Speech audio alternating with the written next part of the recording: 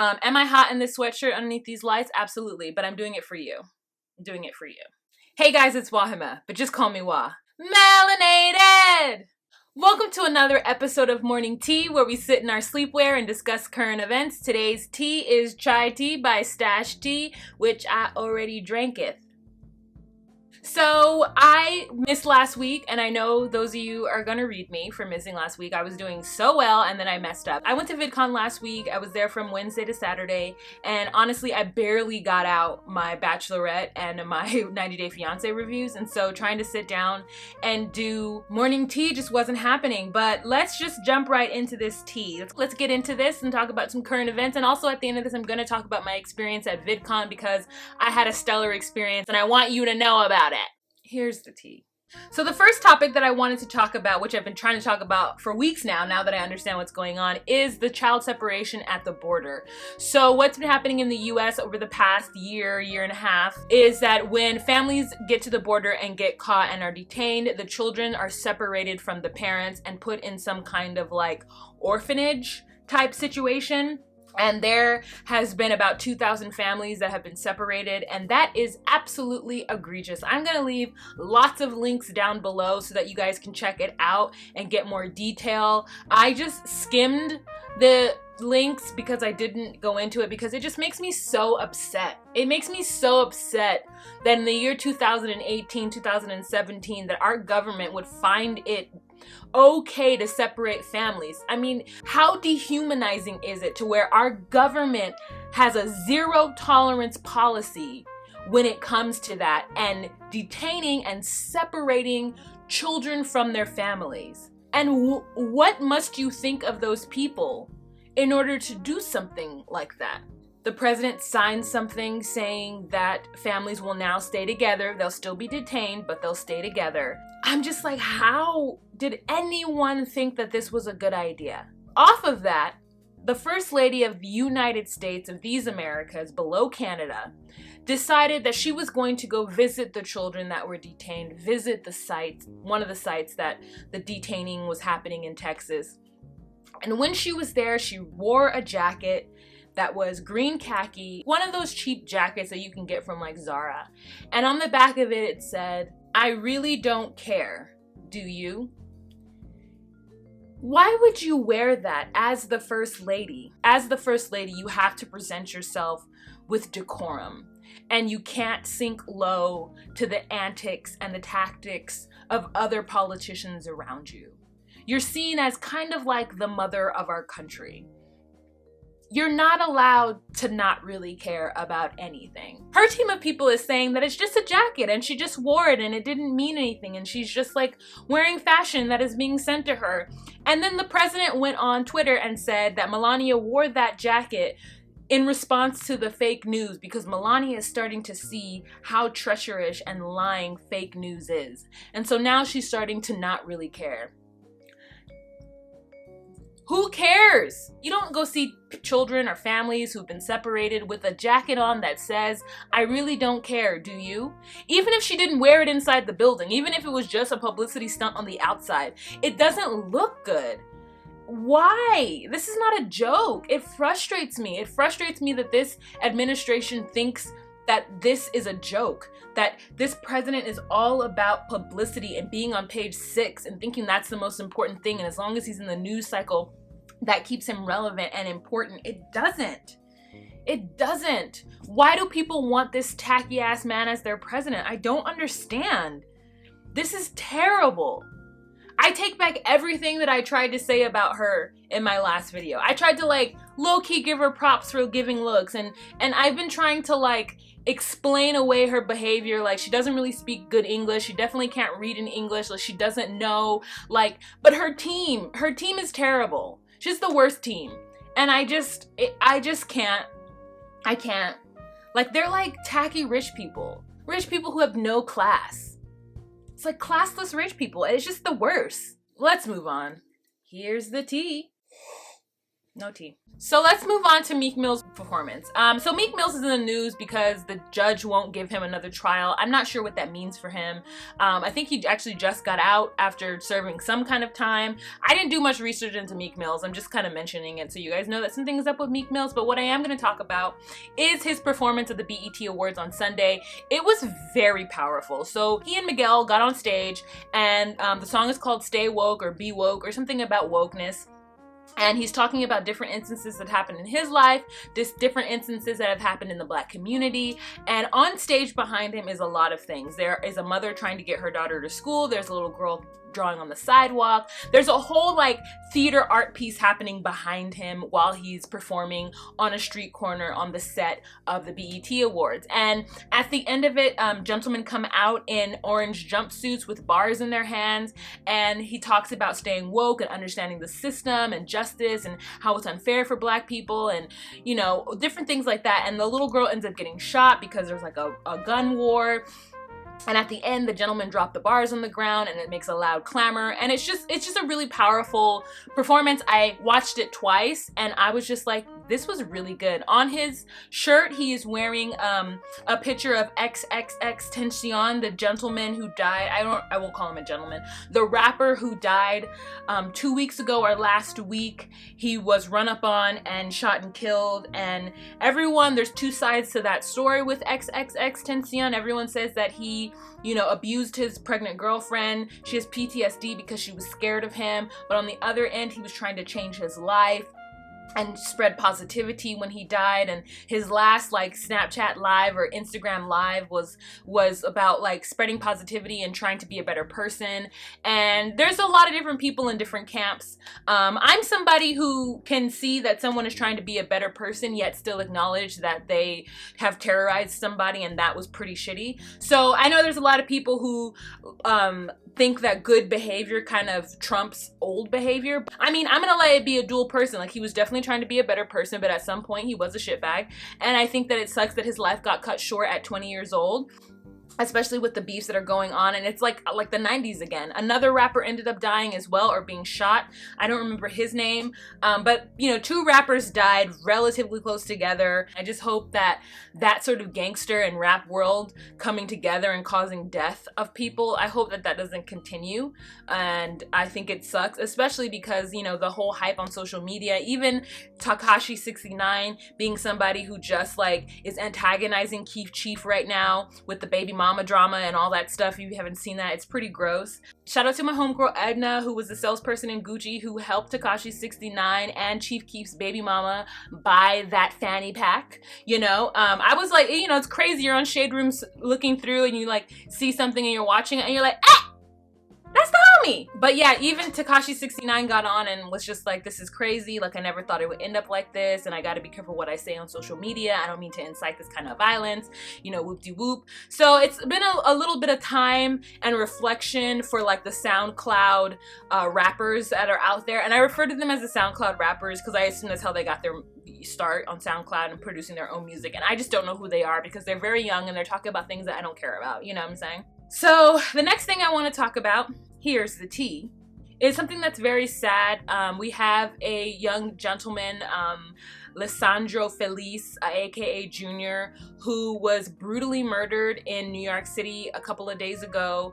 He was stabbed to death by 5 gang members who ran up on him. He was 15 years old. He had nothing to do with the gang violence. It was a case of mistaken identity. They sent condolences before they turned themselves in via Snapchat, saying that it was a case of mistaken identity, which is why the family knows that, but that doesn't bring anything back. You don't get to say condolences if you brutally murder somebody who runs from you, runs into a convenience store, who you drag out of that convenience store and then brutally murder. And then he has to run to the hospital afterwards and where he dies. A 15-year-old boy. It's insane. It was like a Dominican gang. Like, even in the arraignment, the guys who were going through arraignment, they had to have interpreters because they didn't speak English. So I heard something about I heard something in the court about them being extradited. God, I got it out. And it's just kind of like,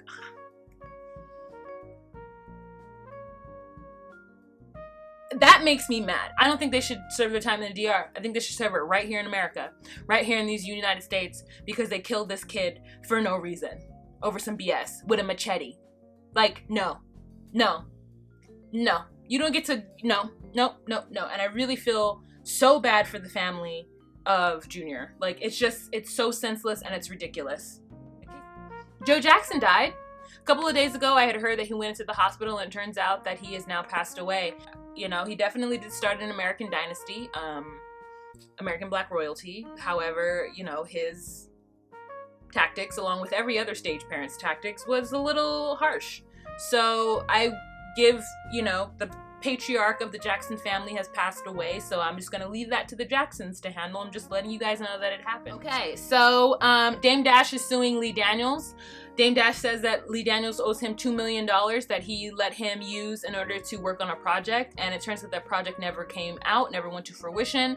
Dame Dash and Lee Daniels then had some understandings that the future projects that Lee Daniels worked on, Dame would be executive producers of, or get some kind of credit, get some money back from that, but it still hasn't happened. And at this point, Dame Dash is like, yo, Lee, you got $2 million. I know you do. So if you could just pay me back my $2 million, we'll let bygones be bygones. Look, it's been a while. I'm gonna need you to hand me that monies, because you had Precious and you had Empire and you still didn't give me my money. So Dame Dash gave him the money before Precious. So that was a minute ago. Give my $2 mil. Give Dame his $2 mil. Here's the tea. So Permit Patty is a woman who decided that she was going to call the police on an 8-year-old girl selling water. So she's in her apartment, supposedly minding her own business, but not really, as we can tell.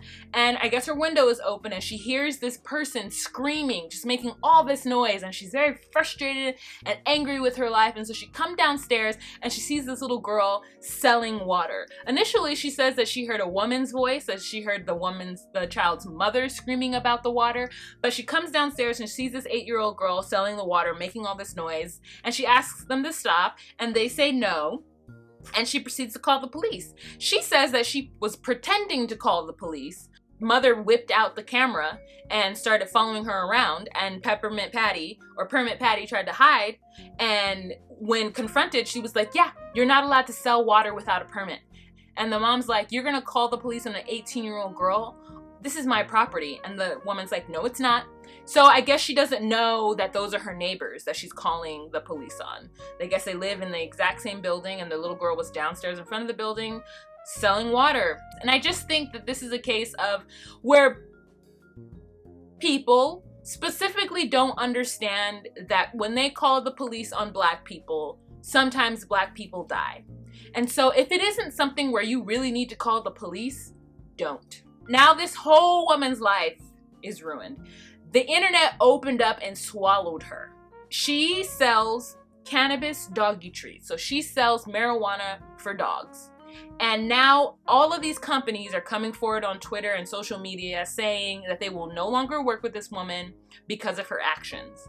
And I kind of feel bad for her. And I know some of you guys are going to be mad at me for that. But I don't necessarily think that this woman deserved to get her whole livelihood ruined. Don't get me wrong, I think that she will be fine, and as soon as this rolls over, that no one will remember her name and she'll be able to start up her business again. But part of me is just kind of sad that that had to happen. She caused it for sure, but did it need to go as far as to get her, you know, upcoming business crushed? I don't know. I just think we're really quick to like put people's information out there and ruin their lives, and it scares me because I'm somebody who puts my life out there, and I'm worried that that would happen to me. So that's why I'm a little like, ooh, her whole life got opened up. Ooh, you feel me? Permit Patty, they're calling her. I can't remember what her name is, but she went on some news station crying, and no one felt sorry for her. Everybody on social media was just like, nobody feels sorry for you. This is exactly what you get, calling the police on an 8-year-old girl. And I don't even know if the police showed up. But anyways, that's just my opinion on that. Here's the tea. So I went to VidCon this past weekend, and it was by far the best VidCon I have ever been to. This was my 3rd time going in a row. My first time was terrible because I was on the creator track, and I am a little bit beyond what the creator track can offer. And so this time I went with Evelyn of the Internet as her +1. And so I got full access to everything, full access to companies to talk about me, my branding, what I'm trying to do here on YouTube. I got to hang out with a lot of the creators that I absolutely love on YouTube and admire and needed the energy of to like revitalize myself and feel like inspiration to continue to do this, because every once in a while I need the inspiration, regardless of if I'm planning on stopping or not. I'm never planning on stopping, but it's just nice to have inspiration. I watched a panel about storytelling and how I want to be somebody who tells stories. It was just really revitalizing. I got to be around a lot of great creators who I admire. Asante Bean here on YouTube. I was around a Prince of Brown Sugar and Foxy Hot Mess. I was around Gazi the Great and Gazi TV. Evelyn, Julesy, I mean Halise. It was just a really like Black Girl Magic type of situation. I also got the opportunity to meet with those people on the diversity team with YouTube for YouTube Black. I played Black Jeopardy, and just before the video gets out there, I know somebody recorded it somewhere, there was the category of Black Hollywood, and it was the $1,000 square, and the question was, what is the metal used in everything in Wakanda? And I hit that buzzer, girl, because I was like, yes, I know about Wakanda, I love it all. And then, oh, ow, ow.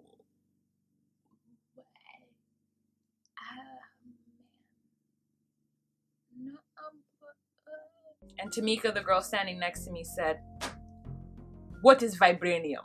And I said, Wahima. I couldn't remember, you guys. And it was in front of Andre, Black Nerd Comedy, who I see every year at VidCon, and that's the only time I talk to him.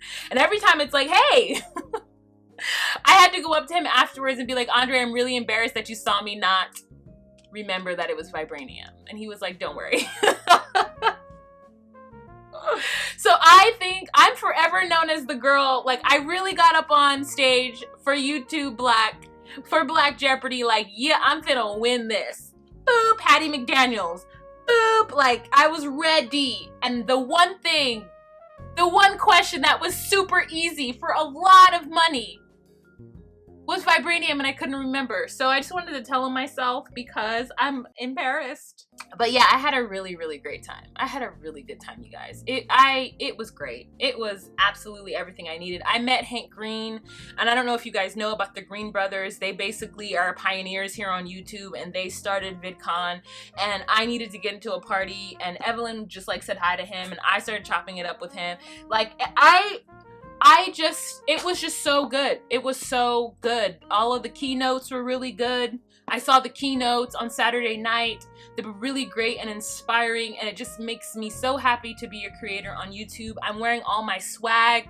We got pins at YouTube Black. This is $20 bill with our girl Harriet on it, and it was just a wonderful time.